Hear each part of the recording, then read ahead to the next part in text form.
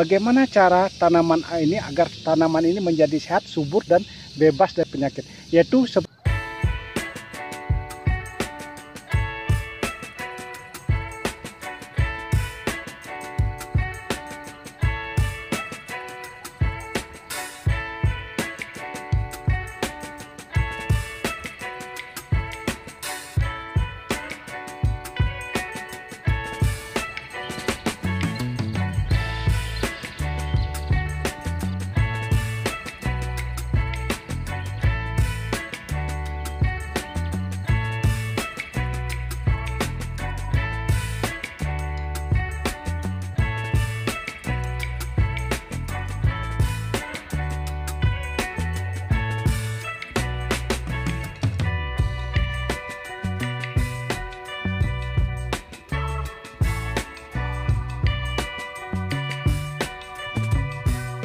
Halo kawan-kawan, kembali lagi dengan saya Ardana Putih. Nah, pada hari ini kawan-kawan saya berada di kebun tanaman cabai. Nah, seperti yang kawan-kawan perhatikan di samping saya ini, tanaman cabainya cukup subur, mulus ini, tanpa boleh dikatakan aman dari segala penyakit jamur maupun penyakit yang lainnya. Nah, apa rahasia yang saya lakukan dalam budidaya tanaman cabai sehingga menghasilkan sesuatu yang istimewa dan bebas dari jamur? Nah, tentu yang harus kita perhatikan kita sebagai petani kawan-kawan adalah pencegahan. Nah, ini kuncinya kawan-kawan. Lebih baik mencegah daripada mengobati. Prinsip-prinsip ini dimanapun berlaku, baik dalam kehidupan manusia maupun di dalam budidaya tanaman cabai. Nah, khusus dalam budidaya tanaman cabai, pencegahan itu hal yang sangat penting sekali kawan-kawan. Mengapa saya katakan penting? Kalau sudah terkontaminasi dengan penyakit namanya seperti jamur, seperti apalagi yang namanya penyakit patek, itu sangat susah sebenarnya disembuhkan. Bahkan walaupun bisa disembuhkan, tetapi, nah ada kata tetapinya kawan-kawan. Apa itu?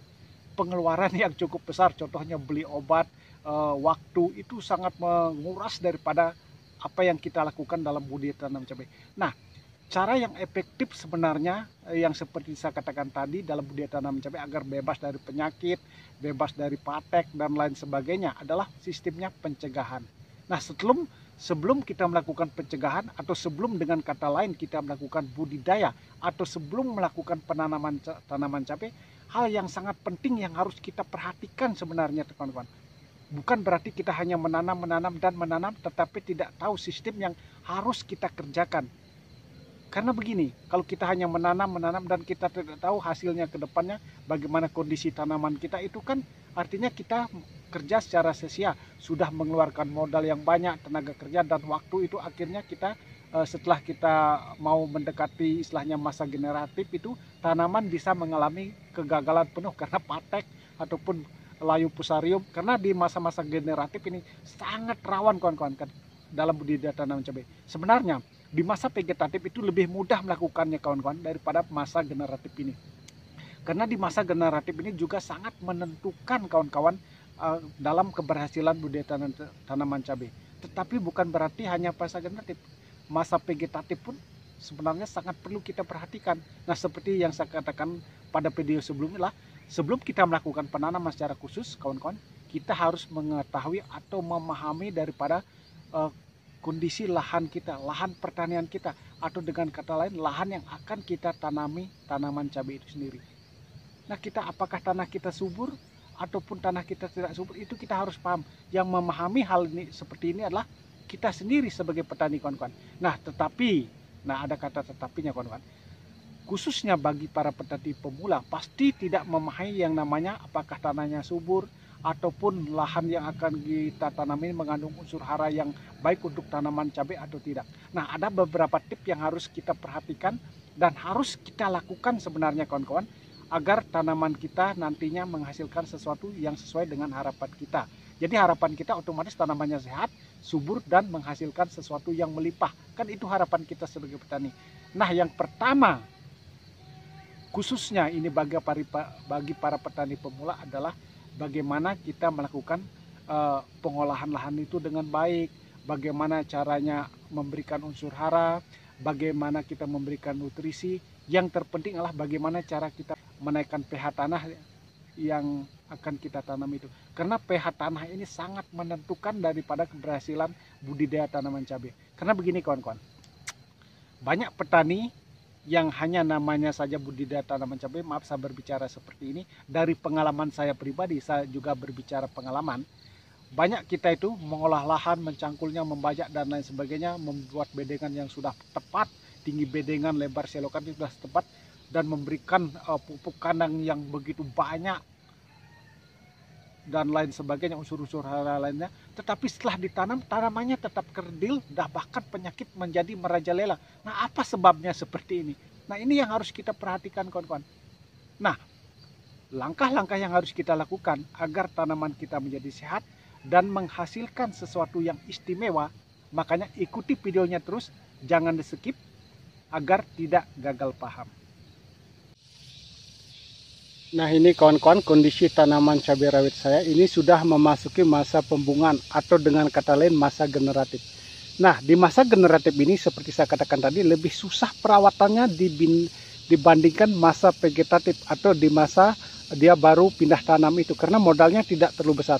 Kalau di masa generatif ini kita sebagai contohkan, kalau kita menyeprai di masa vegetatif itu mungkin dengan satu gendongan atau satu tangki, di masa generatif ini kan tanaman sudah besar, otomatis penyepraiannya tidak satu tangki atau satu gendongan, bisa menjadi 2, bahkan bisa menjadi 3, kawan-kawan. Artinya obatnya lebih banyak pengeluarannya. Begitu juga dengan waktu.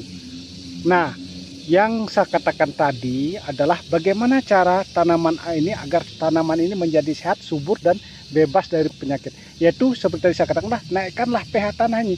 Kalau pH tanahnya sudah naik atau sudah normal atau kata lain sudah bagus, otomatis tanaman cabai atau perakaran cabai itu lebih mudah menyerap unsur hara dan pertumbuhannya bisa menjadi normal seperti ini. Nah, bagaimana? Kan cara menaikkan pH tanah itu bisa dengan cara memberikan kapur dolomit sebelum melakukan penutupan mulsa. Tetapi bagaimana caranya menaikkan pH tanah kalau mulsanya sudah seperti ini, sudah tertutup atau bedengannya sudah tertutup seperti ini, bahkan sudah melakukan penanaman cabai. Jadi makanya sebelum melakukan penanaman cabai, lakukanlah sterilisasi lahan. Nah, seperti dalam video-video sebelumnya sudah saya katakan, sterilisasi lahan itu sangat penting, yang sebagaimana juga disampaikan oleh pakar-pakar cabai seperti Pak Udin atau lebih dikenal dengan Profesor Udin. Beliau sebelum melakukan penanaman cabai, beliau selalu melakukan sterilisasi lahan, yaitu dengan 3 bahan, yaitu dengan asam humat, silika karbon, dan bakteri trichoderma. Jadi dengan 3 bahan ini, otomatis tanaman itu menjadi sangat-sangat bagus seperti yang kawan perhatikan. Ini juga dari pengalaman saya.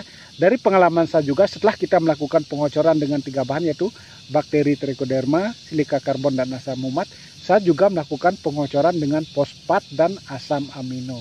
Karena fosfat ini sangat bagus sekali, kawan-kawan, fungsinya untuk dimana akar atau perakaran cabai ini lebih mudah menyerap unsur-unsur hara di dalam tanah. Jangkauannya lebih besar di dalam bedengan ini kalau kita mengocor dengan fosfat. Begitu juga dengan asam amino, biasanya setelah pindah tanam itu tanaman pasti mengalami stres. Nah, fungsi asam amino lah agar tanaman tidak stres. Seperti itu. Begitu juga di masa generatif, di mana masa-masa ini juga tanaman bisa cenderung bisa mengalami stres juga, diakibatkan daripada serangan jamur atau serangan penyakit lain, itu bisa menyebabkan stres. Makanya agar tanaman tidak stres seperti yang saya katakan, jadi sterilisasi lahan itu sangat penting sekali.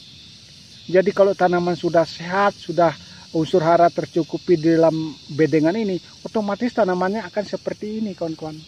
Makanya kuncinya dalam penanaman cabai itulah sterilisasi lahan itu sangat penting, dan juga pemberian asam amino dan fosfat itu sangat penting sekali di masa-masa vegetatif. Nah, sekarang kalau sudah memasuki masa generatif seperti ini, kita juga harus melakukan perawatan yang optimal. Begini, kawan-kawan, penyakit Anthranoxa itu sebenarnya sudah menyerang tanaman cabai. Dari pengalaman saya ini dan pengalaman para petani yang sudah sukses dalam budidaya tanaman cabai, itu di usia atau di umur 40 HST itu sebenarnya penyakit jamur atau penyakit Anthranoxa itu sebenarnya sudah mulai masuk, kawan-kawan.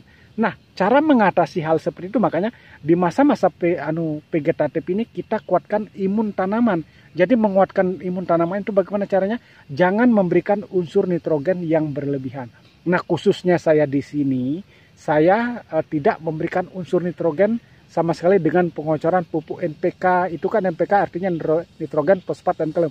Saya hanya melakukan pengocoran dengan fosfat dan ditambah asam amino. Itu saja, kawan-kawan. Nah, dengan pengocoran dengan 2 bahan itu saja, nah sekali dikocor besoknya seminggu lagi saya spray seperti itu. Dan hasilnya seperti kawan-kawan perhatikan, sangat-sangat subur seperti ini. Bahkan ini kawan-kawan, sebelumnya dalam video sebelumnya saya katakan, ini adalah lahan bekas, ini lahan bekas-bekas terung dulu kawan-kawan. Nah, bagaimana cara saya menaikkan pH tanah seperti tadi saya katakan, memberikan asam umat atau dengan kata lain dengan 3 bahan itu. Dan juga saya tidak memberikan kapur dolomit di bedengan ini kawan-kawan. Tetapi kapur dolomitnya saya gunakan dengan cara sistem dikocor pada setiap lubang tanam. Nah, seperti itu yang saya lakukan juga. Sehingga bisa maksimal seperti ini, pH-nya normal.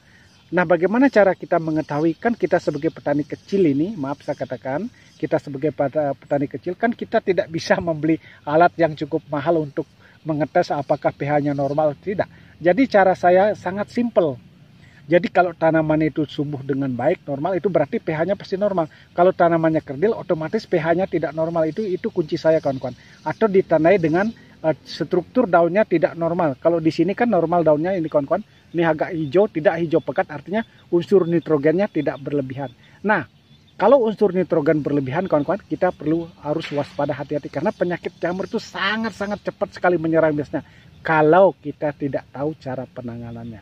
Tapi kalau petani-petani hebat, walaupun daunnya hijau sampai pekat itu, kalau sudah tahu penanganannya, tanamannya juga menjadi sehat. Karena pH-nya sudah normal.